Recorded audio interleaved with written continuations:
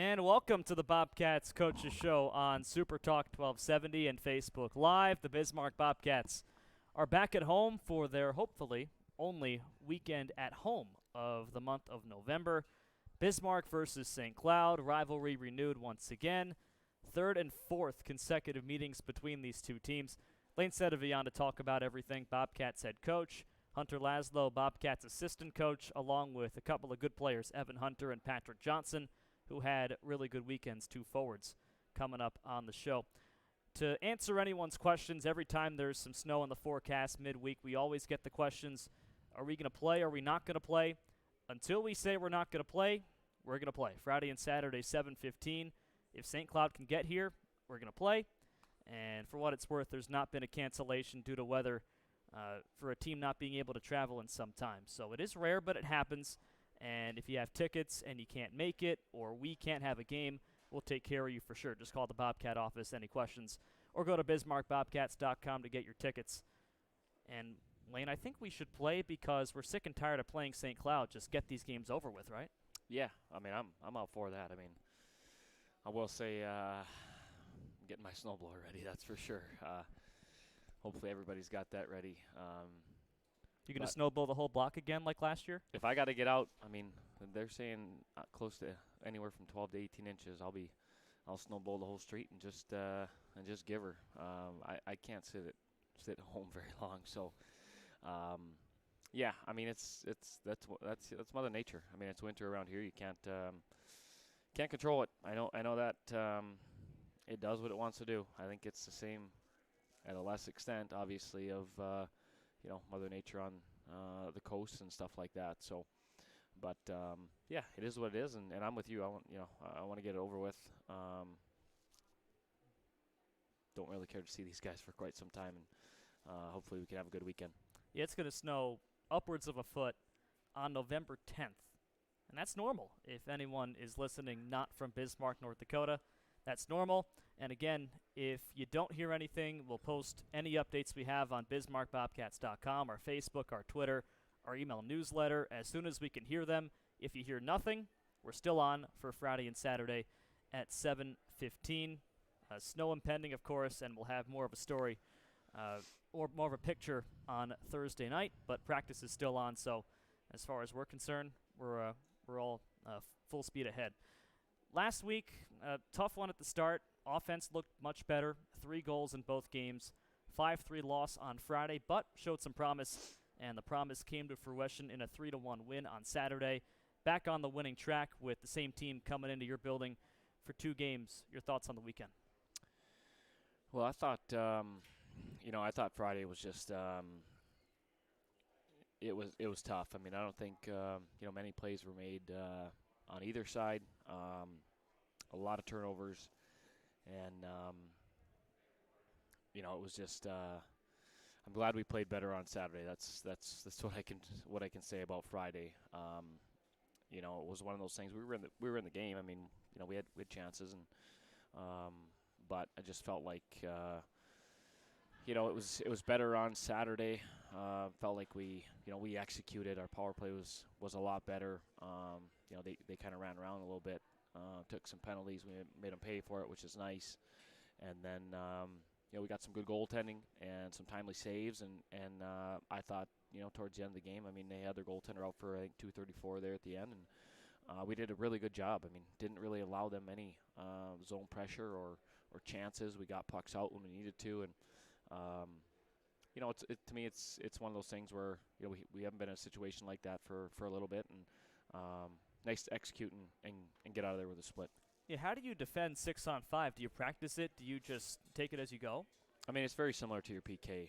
And, you can't you obviously want to protect the house. You want to keep them to the outside, but we can't just stand around either. And I thought we did a good job of, they tried to dump a few pucks. We got back quick. We got them out. And when we got them out, we didn't sit back. And to me, that's the big thing. Everybody wants to get the puck out or go for the empty net. But once they do that, that group of 5's got to get up the ice and make it difficult for them to have a quick transition, for them to get in the zone and get set up. And I thought we did a really good job of that. We had good up ice pressure. We watched film this morning, but I mean, Cal and Evan and Holte did a nice job up ice, and didn't really allow them to really get set up in zone. So I think that the other side is potentially a lot easier.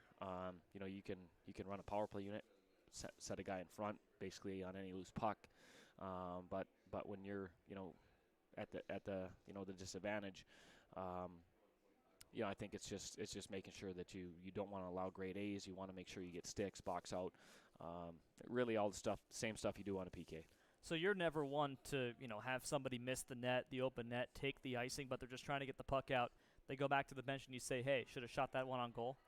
I mean, I'm all for going for it. I know the stats are crazy good for guys going for it. So I just tell our guys. I mean, it used to be. I remember when I first started coaching, you're like, you have to get the red line. No, you don't. Who says you got to get the red line? I mean, I didn't have a timeout. I used it earlier in the game, but I mean, when you have a timeout, you can hopefully get your guy on the draw that you want, run a face-off play, and get it out. So everything, all the AI and that sort of guru stats and all that stuff, it says go for it. So kind of changed my philosophy on that, and hasn't bit us yet. What do the guru stats say? I feel like it's changed over the years. Usually it's a minute per goal you're down. You pull your goalie. Corey Millen does not care about that at all. Yeah, and I don't know. I mean, you've seen Patrick Waugh do it in Colorado. Was very, very aggressive, and it worked for him a couple times. If you can get zone time, it's the right call. Now, if you can't, to me, it's I think it's very inviting when you have an offensive zone face-off, and you're gonna you got an extra body to help out, win a battle, puck retrieval, stuff like that. I think it's always harder, maybe being aggressive when, you're not really set up. When you just have a line out up there, and maybe they don't know you're going to pull them.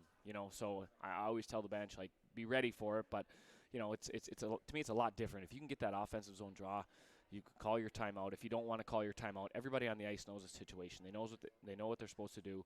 I think it's a lot easier to be aggressive, which I'm okay with. I mean, I always thought, or I've always had the philosophy of, maybe a minute 30, somewhere in there, minute 45, just so you don't have to be pressing so hard. But again, it's you don't want to be in those situations, but it's risk versus reward, and sometimes it works, sometimes it doesn't. Let's talk about special teams. Definitely a lull in special teams. Power play was not good for a period of maybe 4 or so games. 3 for 9 in the series against St. Cloud. Really woke up, especially, on Saturday, your special teams gave you guys the win single-handedly with 2 for 2 in the first period. Yeah, I thought our power play was really good. And just move the puck. We didn't hang on to it. They want to pressure extremely hard, and if you hang on to pucks and you bobble pucks, you're not going to get any zone time. So I thought they executed very well. We snapped it around, and it looked really good, and got rewarded for it. You're right. It's it's the reason why we win the game, really, when you look at things. And thankfully our penalty kill was 3 for 3, and haven't had that in a long time. So. I feel like it's getting better, our PK. I feel like our power play's been either really good or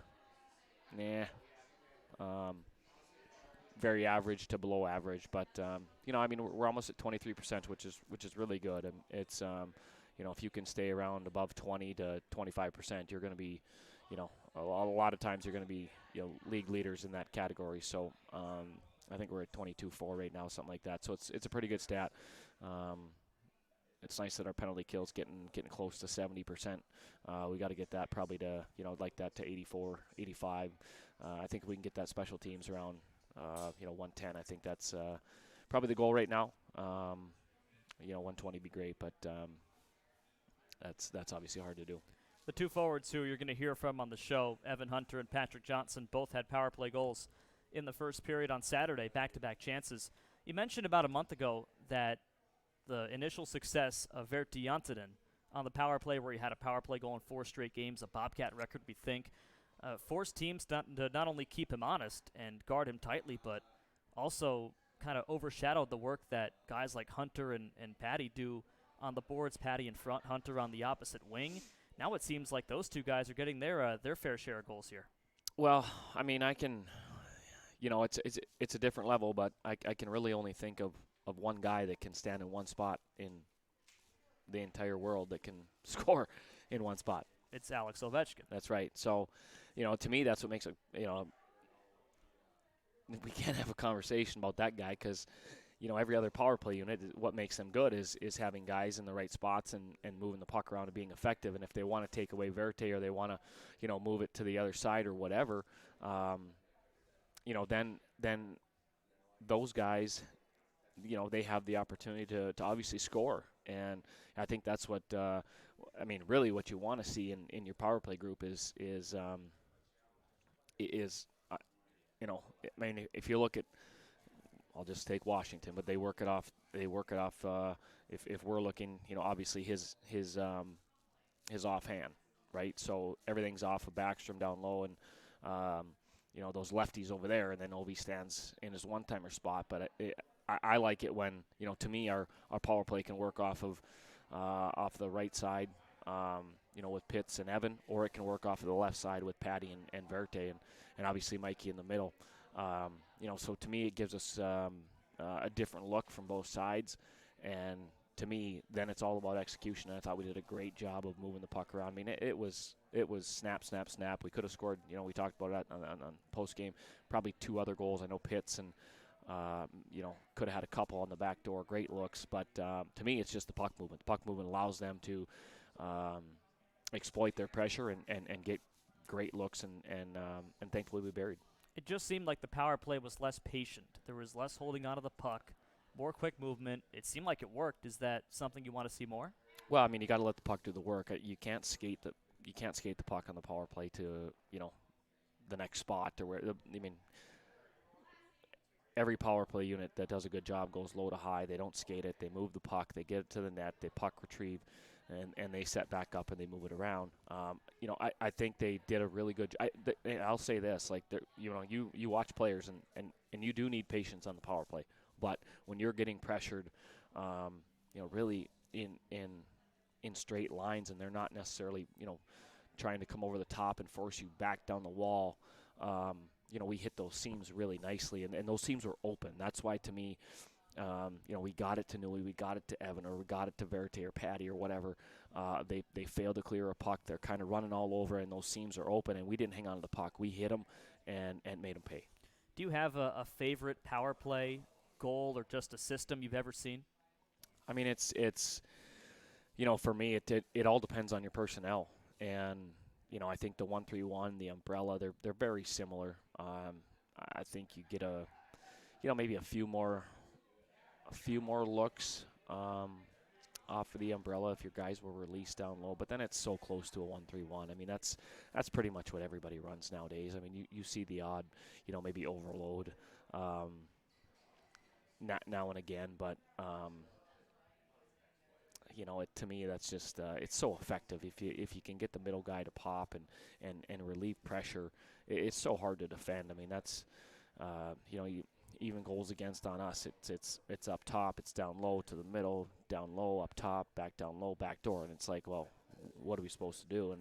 And I just think that's how I would say, at least in my coaching time, I think that 1-3-1 has really, when I started coaching, it was, Rother was really good, on the power play and having guys run an overload, and I feel like that's, it's either that or if you got big cannons on the outside,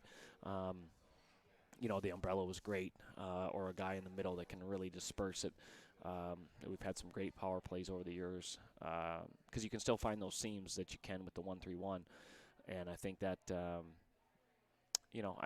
me that's the I would say 99% of the NHL teams are using a version of the 1-3-1 and are extremely successful at it. I feel like all the goals the Bobcats have scored on the power play. But the real MVP of the power play has to be Michael Newmeyer, at least on that one unit. The second goal Patty scored, the puck doesn't get to the net if Michael doesn't keep it along the boards the way he did, backhand on his stick. How many goals does that guy create just with his stick reach?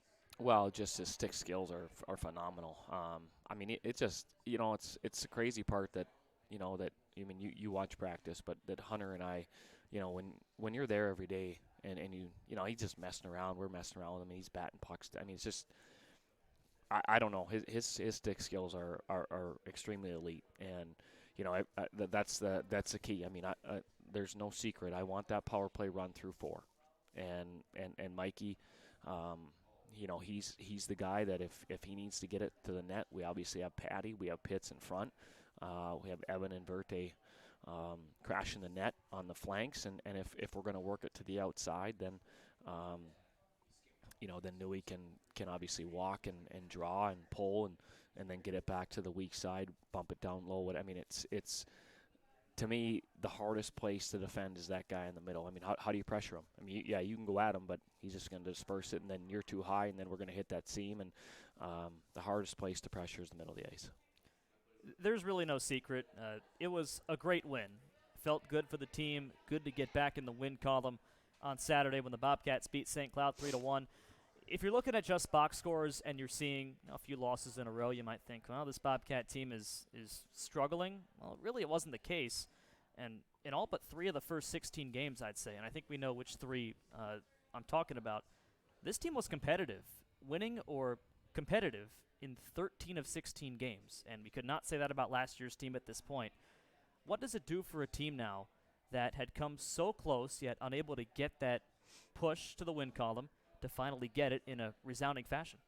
Well, I mean, I think when you really look back at things, I mean, you almost that break hurt us bad, and I think we know the answer pretty well now. Yeah, I mean, it was, man, there was nothing good about it. I felt like we were, I mean, maybe a little bit of silver lining, but we were opportunistic and we were scoring, and then.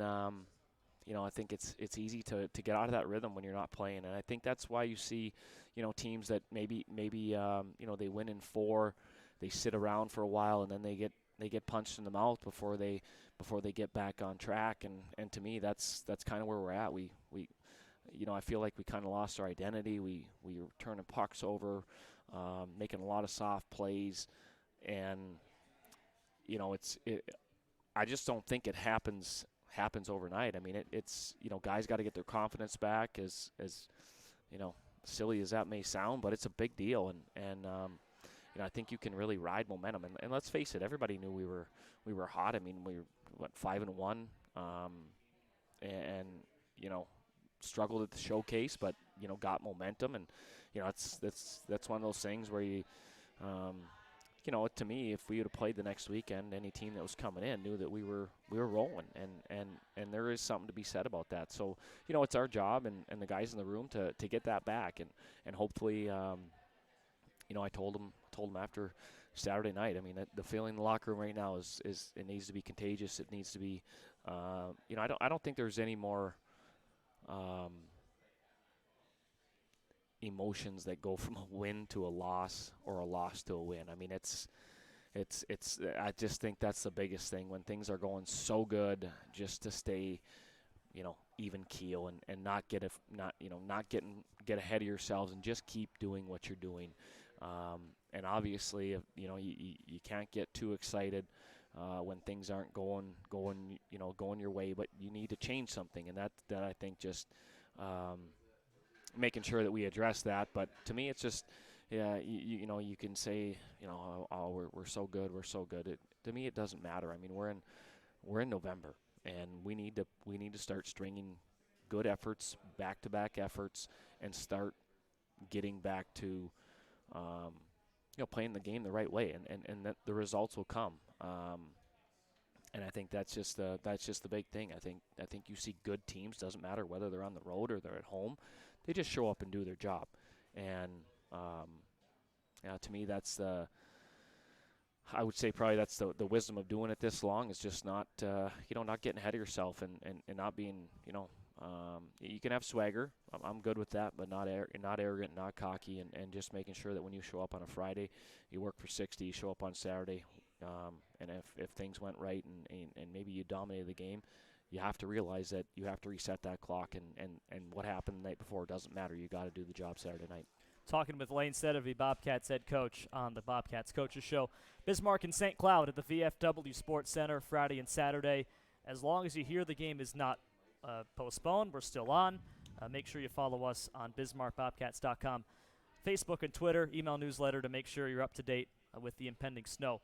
So, yeah, the record might not show it right now with this team, the wins and losses, but it's a really good team, and I feel like fans who were in St. Cloud or watching back here in Bismarck or listening here on the radio saw that this team is really, really good, and the addition of Hunter Garvey, a goaltender who was with North Iowa last year, El Paso to begin the year, good numbers, allowed 1 goal in Saturday's win after he joined the Bobcats on Thursday night, flew in from El Paso to Minnesota, joined the Bobcats when their bus pulled up on Friday, officially with the team on Thursday night.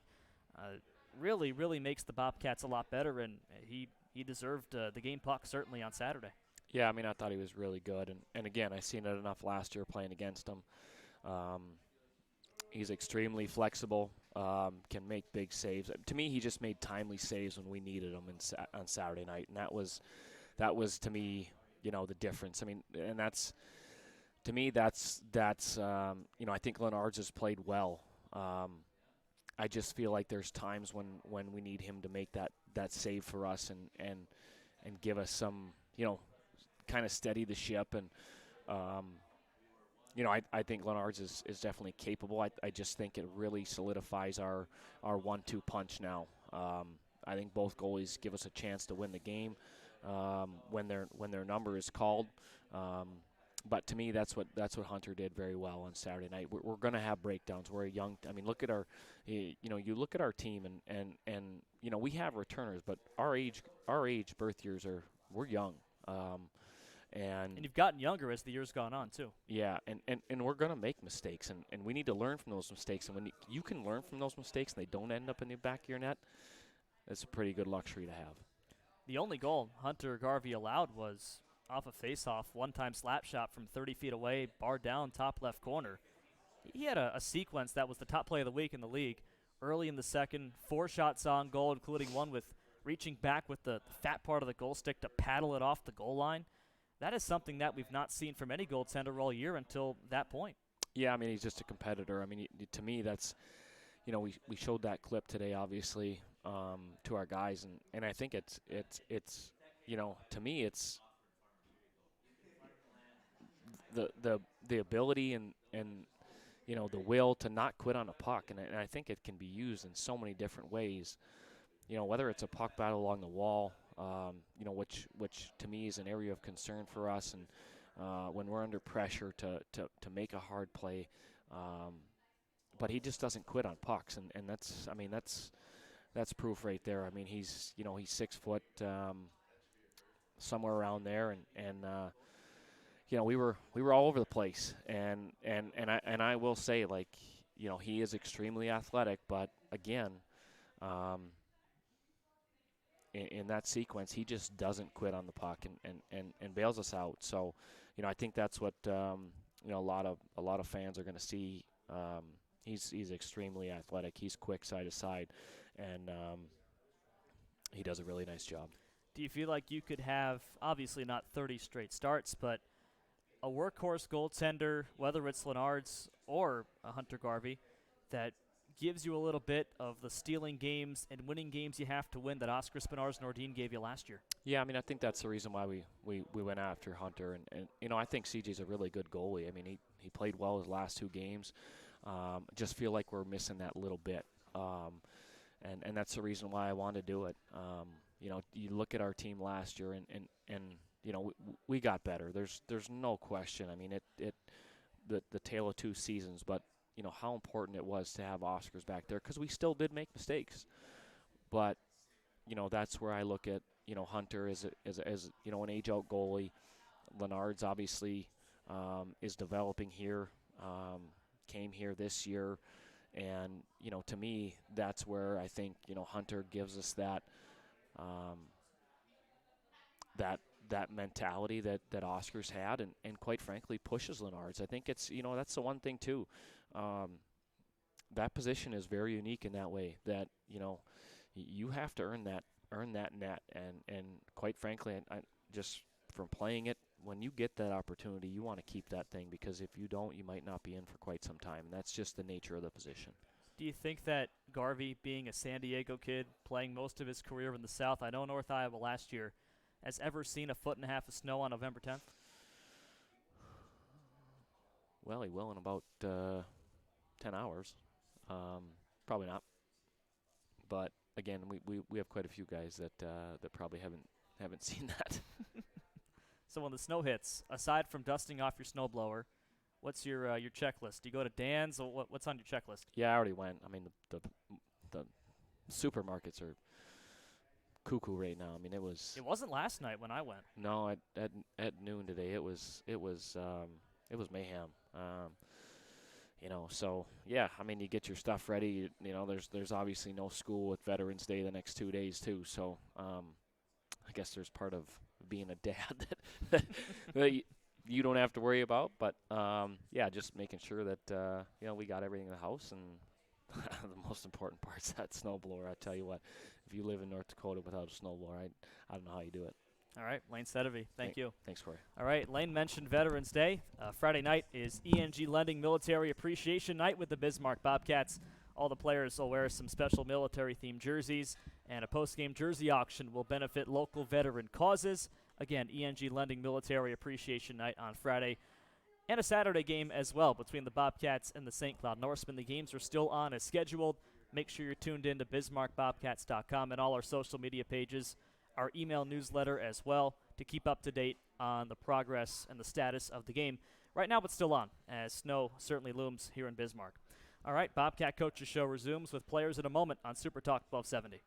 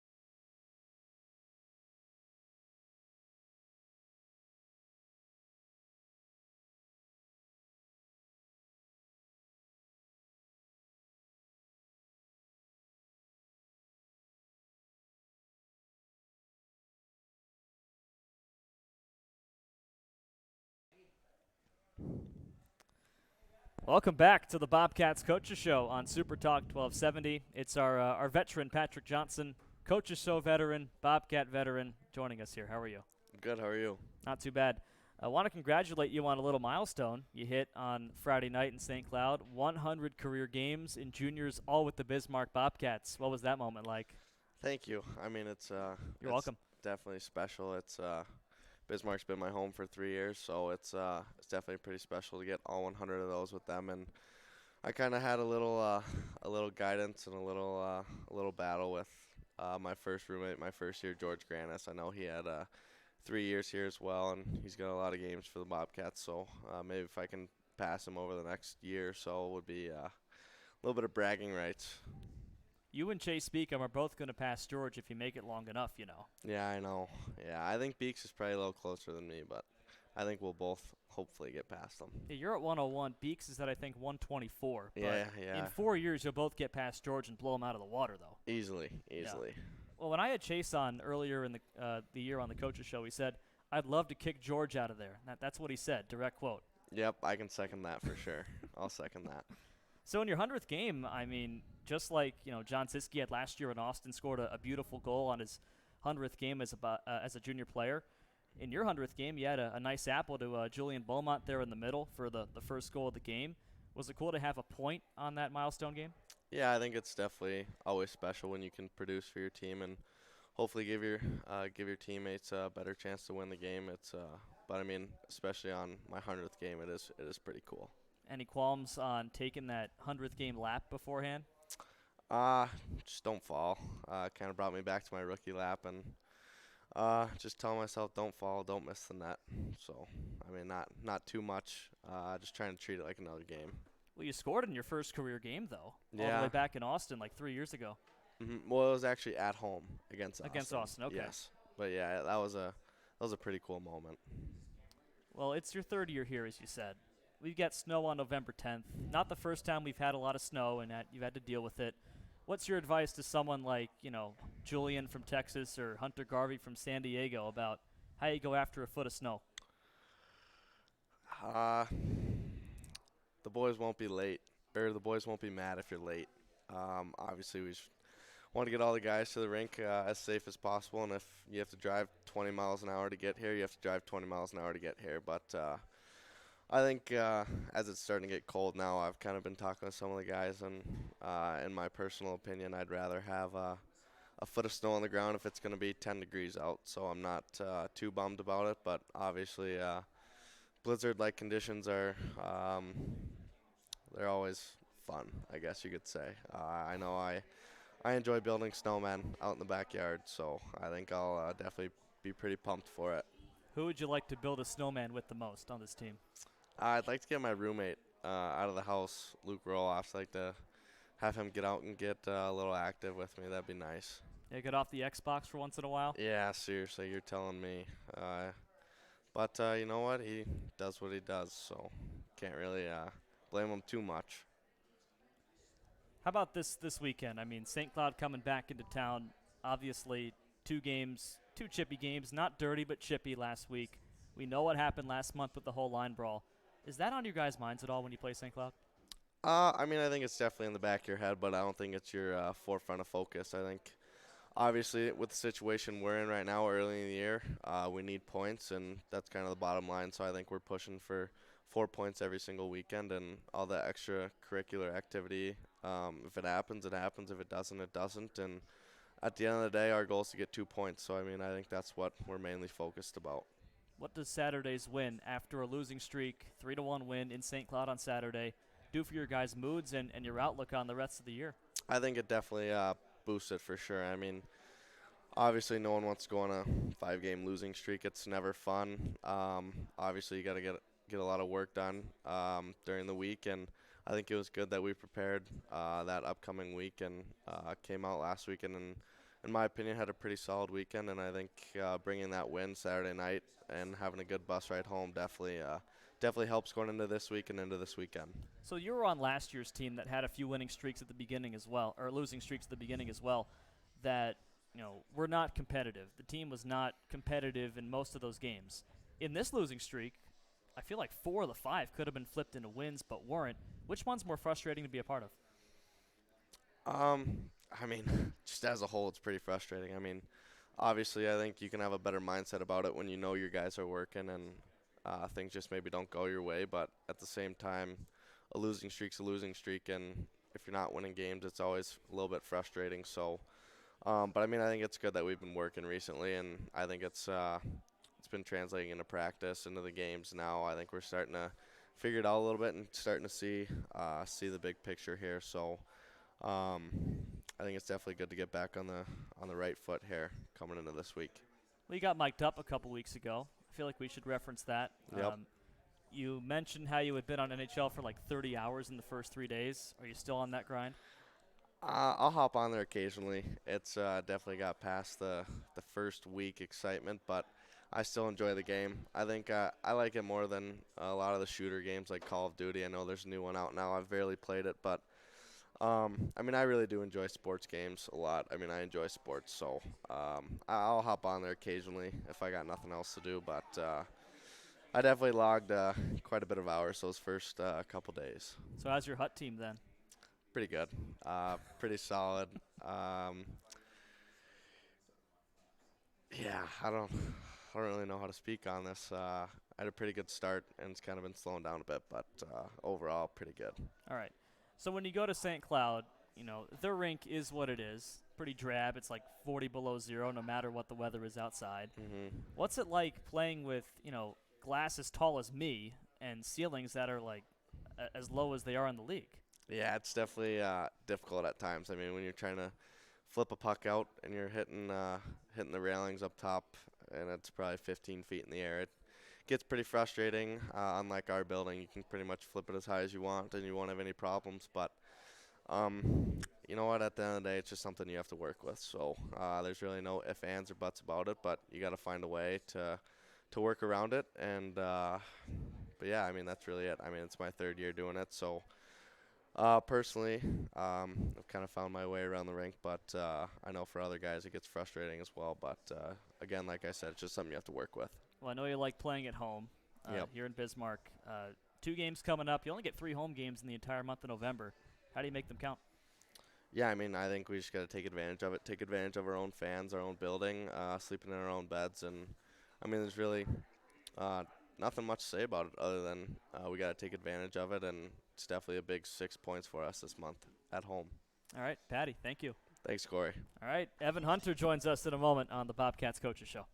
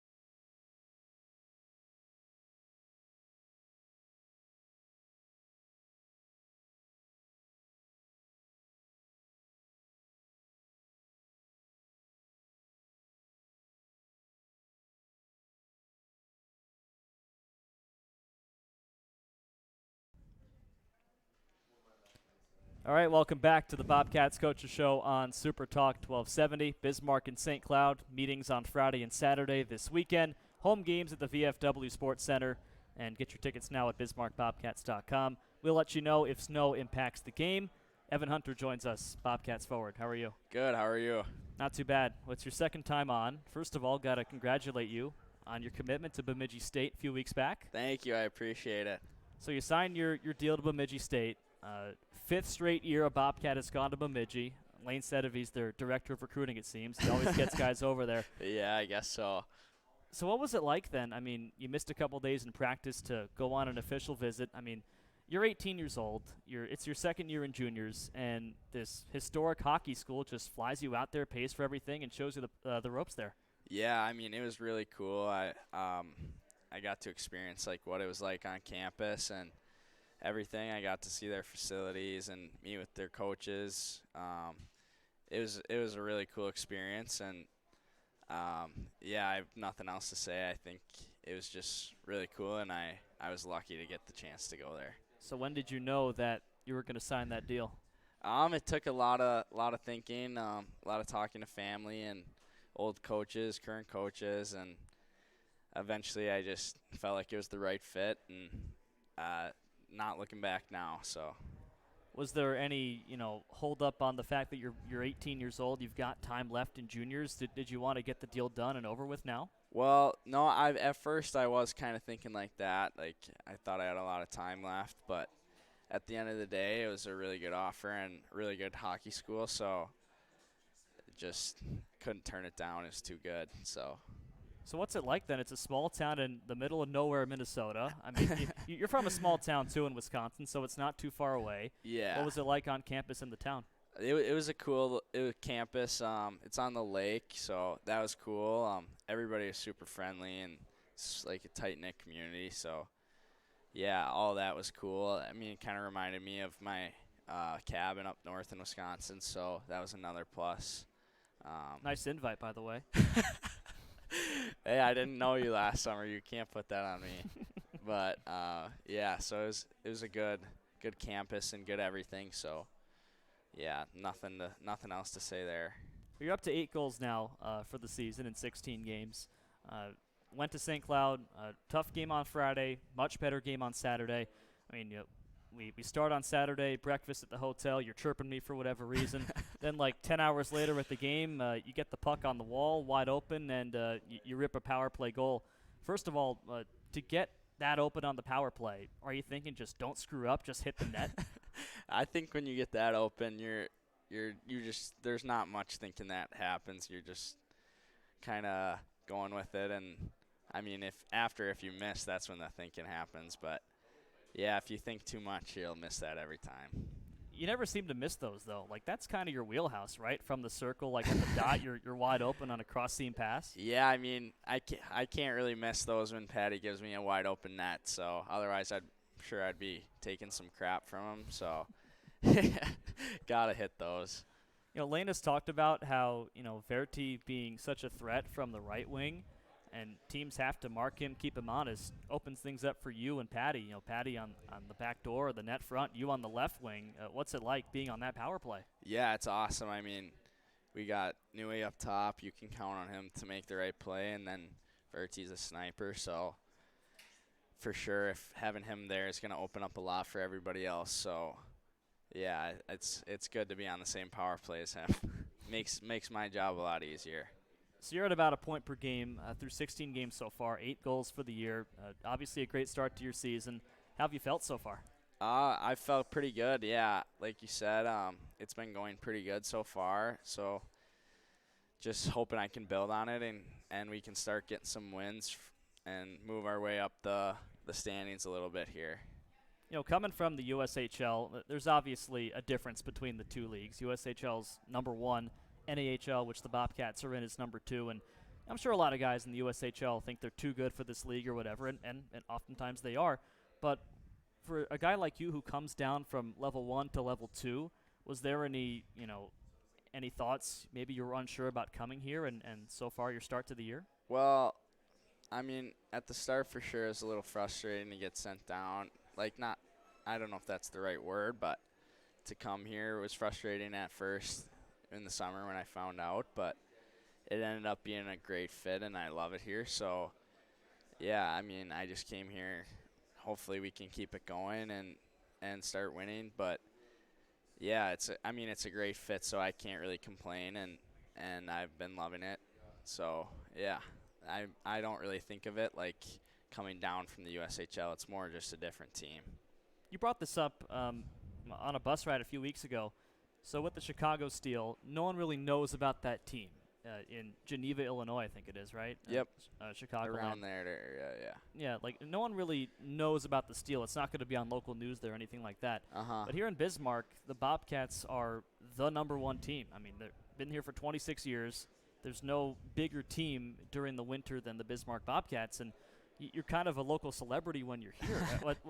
How's that difference? Yeah, it's really cool. I mean, you go to restaurants and you're wearing Bobcat stuff, and people ask you if you play, or you go and you tell them you play, and their eyes get all wide, and they're excited to meet you, and it's really cool. I mean, I didn't expect that coming here, but it's a cool experience, and yeah, there's no way to really describe it. So do you have to carry a Sharpie around to sign autographs wherever you may be? No, I don't carry a Sharpie around. Well, being a Wisconsin kid, northern Wisconsin, I'd imagine there's a lot of snow there. Did you ever get a foot of snow on November 10th? I don't think so. Not that I can remember. How are you prepping for it? Not much prep. I mean, if it happens, it happens, and we'll deal with it then. Are you the one driving to practice tomorrow? Yeah, me and Ian both have to drive to practice because he's got a job, so he can't drive me around all the time. But hopefully, maybe if his school gets canceled, he can drive me, so I don't have to worry about the roads. Well, Ian is a certified pest, right? I mean, how have you and him not come to blows yet? I don't know. I mean, sometimes we get up there, but it's happened before, so I think we're more mature about it now, and we just both know we're fired up, and just maybe not talk to each other for an hour or two, and then we're good to go. It's like how, brothers and sisters fight. Like, I'm not going to talk to you, then, hey, do you want food? And it's good to go again, right? Yeah, exactly. Yeah. So going to St. Cloud, and you'll see it when we go to Austin and North Iowa, too. You get to have Quick Trip again. Oh, Your my Wisconsin gosh. favorite. Yeah, it's unbelievable. Is it like a slice of home? A slice of home for sure. I used to get it all the time, so, yeah, it's unbelievable. Hard to describe if you've never had it before, but best gas station out there. Your parents were there too, right? Yes, they were. Your parents are at literally every game, home and road. It seems. Yeah, they're at a lot of games. I'm the youngest child, so they're empty nesters now. So they're usually not too busy. So they love coming to watch. So it's good to have them. Having that support in the stands, knowing that when you're scoring a goal, you're playing well, your parents are there cheering you on. What's that like? It's good. I mean, that's how it was my whole life. So even last year, my mom would drive down almost every weekend, and it's good when my dad gets to come. He was always busy with work growing up, and now he's retired. So it's good to be able to see more of them at my games. And, yeah, it's always good to see your parents in the stands. I mean, you're not really worried about it, but it's always nice to get one when they're there, too. St. Cloud coming up. What happened last month happened. You were on the ice for that line brawl. Not for the whole line brawl, but you were on the ice for part of it. Maybe we don't talk about that. Well, I'm just going to ask you this. Is it in the back of your mind that it could flare up again? I mean, a little bit, but when you're on the ice, you're not really thinking about that. I mean, those guys chirp me about it. It's pretty funny. I probably deserve it, but yeah, you don't think about it too much. What are the odds that you ever get in a fight in your hockey career? Not very high. We'll see. I mean, you never know. I got in one last year in preseason, but probably never again. But never say never. All right. I mean, you're what 5'9", 166 is what we have you at, right? Yep.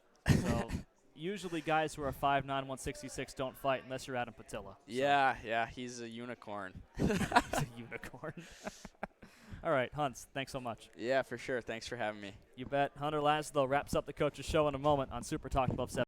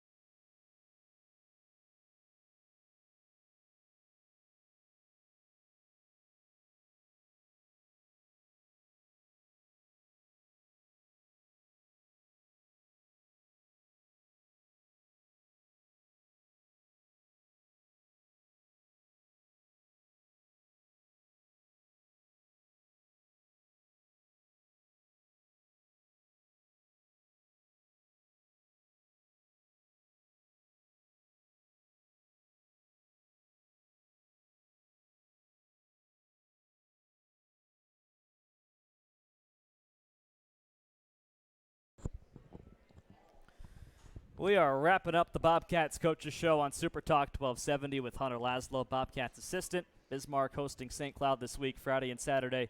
Military Appreciation Night on Friday, and Saturday is Saturday, always a fun time. Tickets on sale now at BismarckBobcats.com.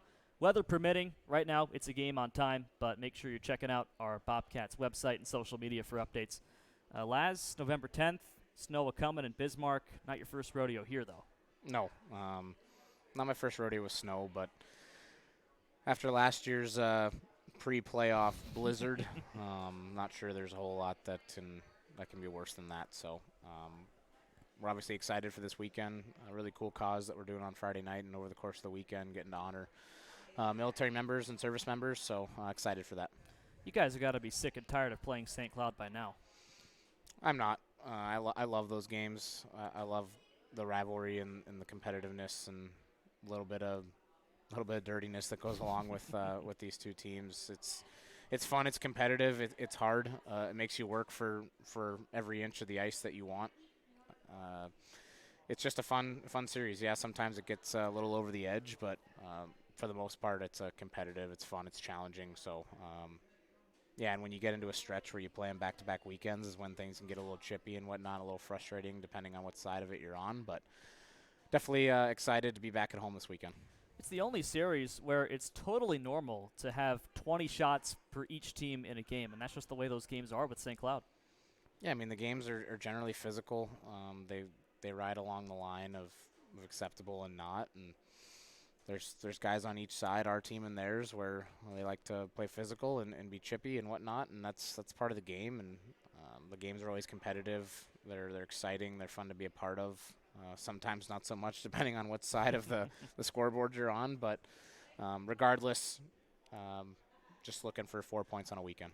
How much better was last weekend, especially getting the win on Saturday? Yeah, Friday was, I thought was better than previous weekends. But, again, we still made a lot of soft plays on our own end. And I thought Saturday was a much different effort, execution, pretty much a full 60 minutes that we gave that night. I mean, Garvey kept us in it for sure. We gave up some big grade A chances where our goaltender saved us here and there, which obviously led him to get play of the week in an incredible 4-save series. But we did a much better job exiting their zone, and it's a tough rink to play in. We've struggled there with the low glass and low ceilings, especially Michael Newmeyer loves to use that high flip, especially in high ceiling rinks, and he did a pretty good job of keeping that puck low and still using the air to get that puck out of the zone. But we did a much better job. We were harder on our half wall. We were able to accept contact on the wall and make hard plays, and did a good job coming out of our end and did a little better job of not getting lost in space and puck watching in our own end. And then obviously really nice to go 2 for 2 in the first period on the power play. I mean, that's what you need your special teams to do is capitalize when you get them, especially early in the game. And I mean, the first period 2 goals ended up being the game winner. So you never know what the situation may be in a game, but it was really nice to have our power play click there, back-to-back power plays, and create a little separation, and then just did a good job of hanging on. Yeah, what can make a team flip from not making the hard plays on Friday and making them on Saturday? I mean, I hope it's as simple as losing, not getting points on a weekend, right? Falling down the standings and being in last place. We were there for a long time last year, and it's an uncomfortable feeling. It's not where you want to be. And losing's no fun. Winning's fun. It's a lot more fun on a bus ride home, in the locker room, the morale. It's a good time. It's uplifting. And when you're on a little string of losing, it's hard. It's frustrating. You got to look yourself in the mirror. And I think we got to the point last Saturday where we were sick and tired of it, and we played a much harder complete game. We've had good stretches in the previous games where we weren't able to get points on the weekend, but we did a much better job of limiting how long our mistakes lasted and how long our bad shifts lasted. We seemed to nip it in the bud a lot faster on Saturday night. If we had one bad shift, it was a good one the next. So we're able to obviously get 2 points, and we need obviously to worry about the first game this weekend on Friday and get our points in our home building. We haven't been the greatest team so far at home, and we need to get points when we're in our own building with our fan base, who's awesome and supports us like they do, our home crowd. We know our building, so we need to take advantage of that. You mentioned Hunter Garvey, the first Hunter you've ever coached, and he's a pretty good hockey player. What is it like being, coaching the team and the defense forwards in front of a goaltender who, can bail you out in a situation? Yeah, I mean, he stepped right in and obviously had an awesome performance for us, and it's definitely a confidence boost when you know you can trust your goaltender in there. And Leonard's has done a really good job too, not to discredit him whatsoever.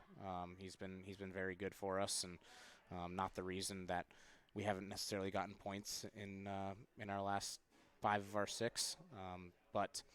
You definitely did a good job stepping in. Yeah, it helps when you know you have the security back there where you know your goaltenders are going to make the saves they're supposed to, and you might get one or two or a handful a game that maybe they're not supposed to, those game-changing, game-saving saves. So definitely a good combo we have back there. I think we have a pretty deadly 1-2 punch back there in the net, and now we just need to do our job on top of the crease. All right, Laz, thank you. Thanks, Corey. All right, that's all for the Bobcats Coaches Show. Bobcats are back in action this Friday and Saturday.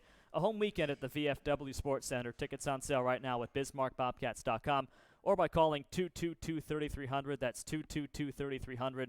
The games are still on as scheduled until we say otherwise. Make sure you're locked into BismarckBobcats.com and our social media for live updates as we get them on the status of the game. Stay safe, stay warm, stay dry, hopefully, with the snow coming here in Bismarck, Mandan. And the Bobcats Coaches Show is back every Wednesday at 5 o'clock right here on the radio home of the Bobcats, Super Talk 1270. Good night.